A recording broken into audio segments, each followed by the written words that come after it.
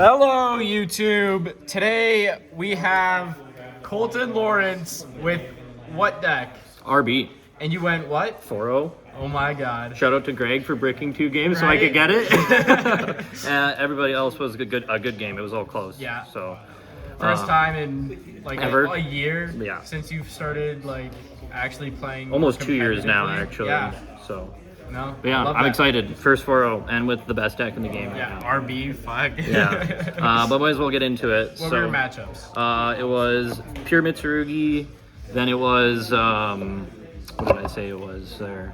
Elf Note, and then Greg with Yummy, and then the last game was Exo Sisters. Yeah. So pretty tough matchups. Yeah, all tough matchups. I got hit with D-Fissure, Dimension Shifter, you name it, and still played through it. So we'll get right onto the profile then. So for the RB engine, we run, here we go. So we run one of all of the main RB monsters. Yep. This is like super good. Looking at their hand and choosing whether to special summon something is amazing. This card's good. It just adds more ability to pop things. Pop Bunker, 90% of the time is your win condition. Yeah, just being able to destroy the field. Yeah, in battle phase is huge. crazy. Lambda Blade, Snatch Deal, can't go wrong.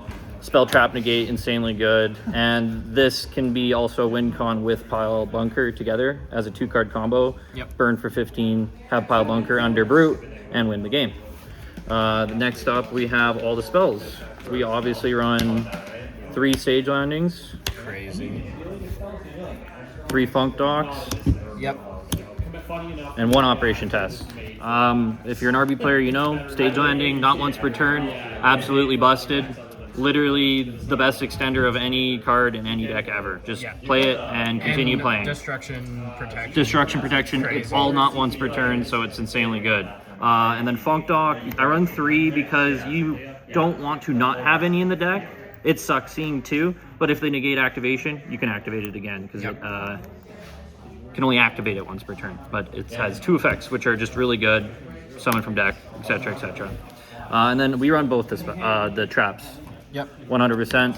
I like running them. This is obviously the best one. A lot of people don't run this. But I run this because if I see it in hand, it's a great send to the graveyard to stop targeting. Yeah. And also it's just another extender. If your opponent, let's say you get hit with Fulos and you want to go low, you do Last Stand so you can summon another RB monster to get more interactions on your opponent. So that's the RB package that's in it. Next we'll go in with all the starters and all like the other engines. Yep. So obviously we go with Terratop. 3 Terratop, 1 Take. This is literally like one of the best starters, besides if you get hit by Droll, but hopefully you're not, now that it's at 2. Yep. Insane Starter goes into Rocket, full combo. Same thing for this card. We run 3 Girsu. Yep. This card's also incredibly good. Also full combo, plus you also get Crown for an extra monster negate. Also, if you see it in hand, I mean, you're in a It's link not deck. the end of the world. You're in a link deck, you're going to summon it anyways. So that's the other engines that are in here. Then we'll go to some hand traps, obviously. Fulos, you have 3 to. Fua, 3 Ash, Yeah. 2 Droll. I'm running the Droll and the Fua because with where is it? Taki Tomborg, you can normal summon either one of these, special this, and then you go to Camellia for full combo into the Link 2. So it's, I mean, it's one of the best. I need a way to get into my deck type of things. So that's why I play those. Then we go for our spells that we run. I mean, so talents. Have to. This with Cannon, ripping 2 cards from your opponent's hand Crazy. is incredibly good. And then we run Called by the Grave. You have to. There's Droll. We run Crossout. There's Droll. Again, we can't be getting hit by Droll here or we just automatically lose. And this one I made a big change. Before it was Droplets, but I honestly think that Eclipse is one of the... So much better. It's just, you're not discarding, you're not getting rid of anything. If they have Ash, they waste away an Ash. If you see 2 and they have a negate, you're flipping every card, you're going Pile Bunker, and you're winning the game. Right. It's simple as that. This card, I feel like, is like built to be an RB. If you're not playing it, I think you're missing out. But so those are really good. And then for our last 3 in the main, Therion King Regulus. If you see it, it's fantastic. If you don't, it's not a big issue. You can still get into it through Clockwork Knight. Timing the round. This guy's just a fucking goat. He finished before. Yeah. Clockwork Knight, banish, get Regulus if you want. Or if you're against Yummy players, this will literally stop any Yummy player, any Mitsurugi player, anything that you need a specific type for. And then I run one Hornet Drone. So I don't run any engages. I don't run any of the Sky Striker package. And the only reason is I think that Speedroid and Orcus is just way better and way more consistent than the Sky Striker package, having to discard with the Cyanos card. Just having this is all you need, because if you see it in hand, it's a one-card combo. If you don't see it in hand, you know it's in your deck, so you can go Camellia combo, which gets you into full RB combo. So that's the deck build. Literally, the deck searches itself. In infinite number. It has like 20 starters. There's almost no way you're not going to be able to at least play a combo in this deck list. Next up, we'll go through the extra deck. This is really important, and I think it's really important for the future of RB. We run 3 Brute Blues. Ew. This card's disgusting and is your win con with Pile Bunker. So then we run fucking non-QC. The rest of the deck is fucking beautiful. Yeah, it's coming. Then we run 2 Starlight. Crooks. This card is absolutely incredible. It sets you your next phase. It shuffles back cards so you can continue with your RB combo next round. And it sets from fucking graveyard. Sets. It doesn't add. Deck. Yeah, which is crazy. Yeah, super crazy. So you have to run 3 Brute. I honestly believe if you're not running 3 Brute, if you run into somebody that can banish multiple extra deck cards, you're screwed. I don't think Crook is mandatory. It is an amazing extender, but if they hit those 2, you can still play and win the game. Definitely setting the counter trap on on the crackback is so it's good. Crazy to be able to. It's come up so many times against us. What RB players have to keep in mind though is if they do banish last stand to protect, you no longer are able to get that card back. So use it wisely. Next up, we run 3 Vulcan boosters. You have to run 3. I mean, if you aren't, you're crazy. If they imperm this card, if they Veiler this card, if they do anything to this card that's not Ash, you can just relink back into it and make another. Go into your grave, whatever you need to do. It's absolutely insane. This card is one of the best cards in RB, hands down. Next up, we have, let's get this in a good order, 1 Clockwork Knight.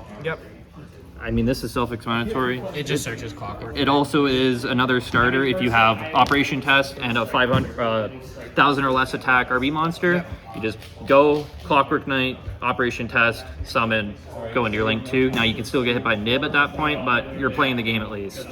Next up, we have this Goat, which has absolutely saved me in more games than I can count. Barricade Board Blocker is a mandatory one-of in this deck. If you need to get into something or discard something, this is the card to do it. And the crackback on adding back Operation Test is really good. It's insanely good. And then we have our Sky Striker package. So we run 1 Camellia, so that's full combo if we have like any two monsters with effects.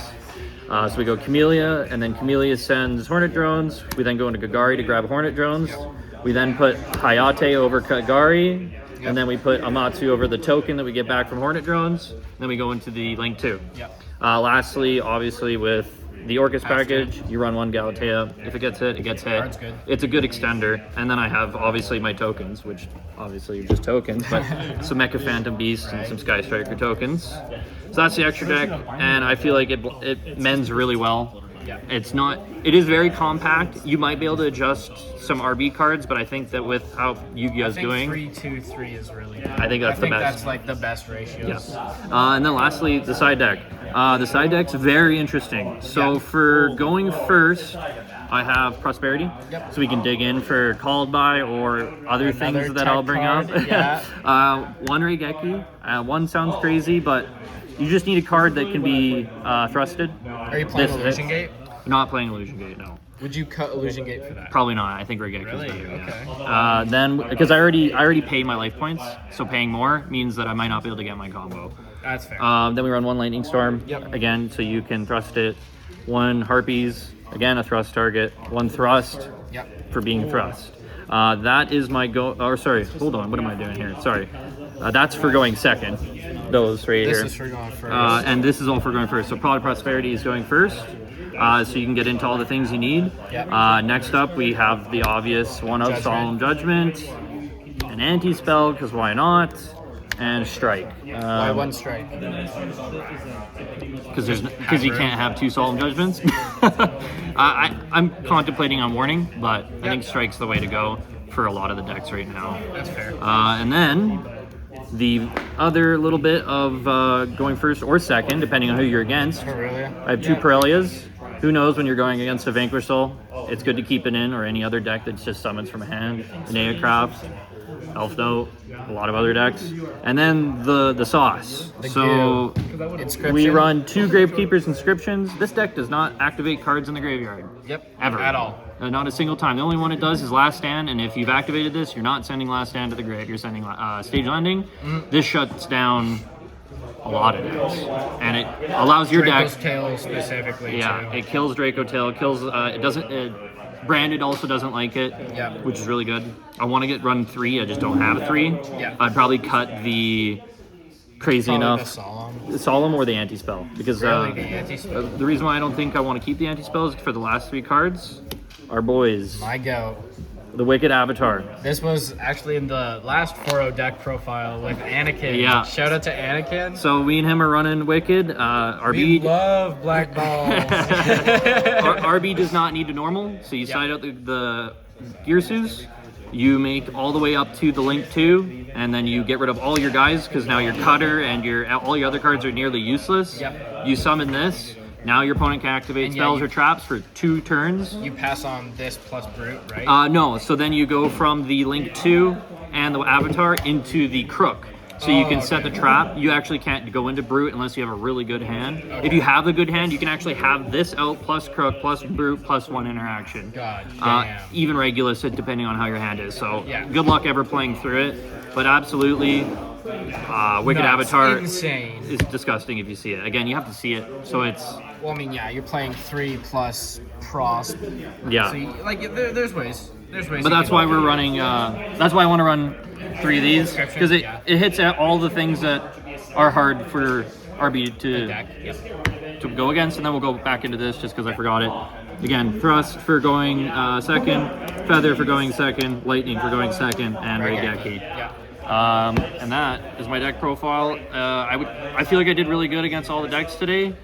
Exosister probably the hardest because I got shifted. I got Shout out to Greg. I got de-shifted. I got fissured multiple times today, and every single time I was able to play through it by either popping it with the rocket booster and just continuing my full combo. And I also got Danko Seka today.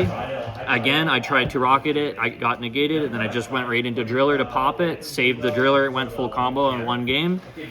The deck, it plays through a lot. To not be able to play through something, your opponent needs to have 5 really good hand traps. Otherwise, we're going full combo.